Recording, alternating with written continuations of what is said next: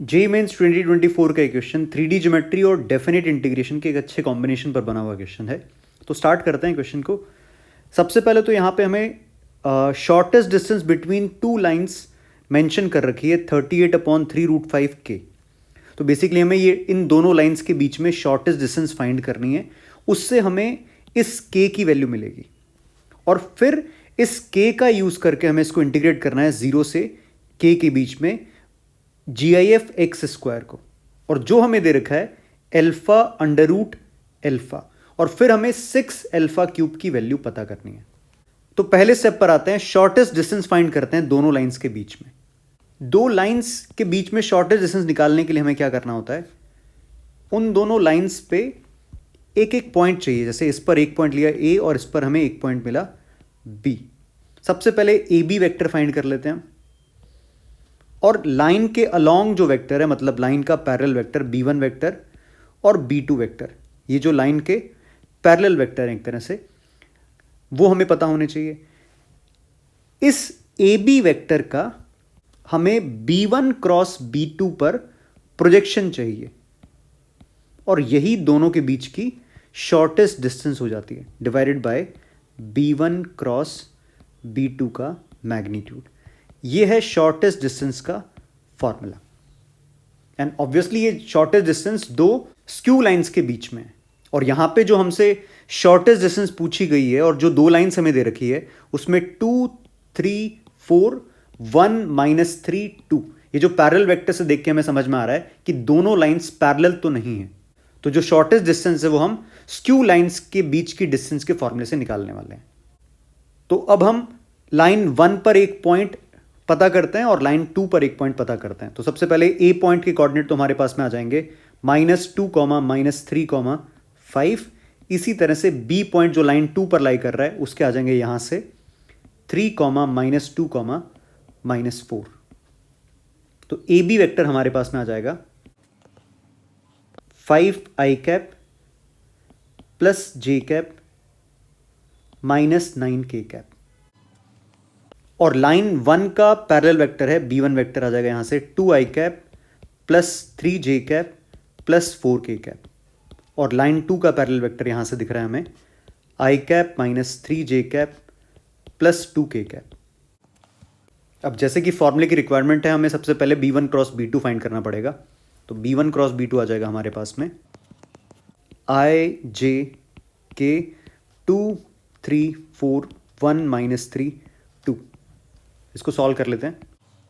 यह आ जाएगा 18i cap -9k cap, और अब शॉर्टेस्ट डिस्टेंस का फॉर्मूला अप्लाई कर देते हैं। शॉर्टेस्ट डिस्टेंस आ जाएगी यहां से AB vector 5i cap plus j cap -9k cap dot B1 cross B2 18i cap -9k cap divided by magnitude of B1 cross B2। तो यहां से हमें B1 क्रॉस B2 का मैग्नीट्यूड भी लिखना है। ये आ जाएगा 9√5, डिवाइड कर दिया इसके मैग्नीट्यूड से 9√5। तो शॉर्टेस्ट डिस्टेंस आ जाएगी 90 प्लस 81/9√5। यह आ जाएगा 19/√5, और ये शॉर्टेस्ट डिस्टेंस हमें दे रखी है 38k/3√5। इससे हम इक्वेट कर देते हैं इसको 38/3√5 k इज इक्वल टू 19/√5। तो यहां से k आ जाएगा 3/2। तो सबसे पहला काम तो हुआ, k की वैल्यू हमें मिली।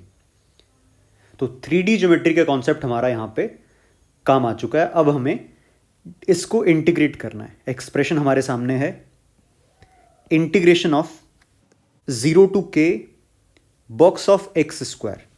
तो ये हम इसको इंटीग्रेट करते हैं। इंटीग्रेशन 0 to k मतलब 3/2 box of x square dx। Box चाहे मैथ्स में किसी भी हिस्से में आए, कॉन्सेप्ट उसका सेम रहता है। बॉक्स के अंदर का एक्सप्रेशन कौन कौन सी इंटीजर वैल्यूज ले सकता है। तो अगर x, अगर हम ध्यान से देखें तो x जा रहा है 0 से 3/2 तक, तो एक्स स्क्वायर जाएगा 0 से 9/4 तक। तो इसका मतलब बॉक्स के अंदर का जो एक्स स्क्वायर है वो जा रहा है 0 से 9/4। तो हमें इसको ब्रेक करना पड़ेगा जब एक्स स्क्वायर कितना हो, 1 हो, जब एक्स स्क्वायर कितना हो, 2 हो। एक्स स्क्वायर 1 मतलब एक्स 1 ही आ जाएगा, एक्स स्क्वायर 2 मतलब एक्स √2 आ जाएगा।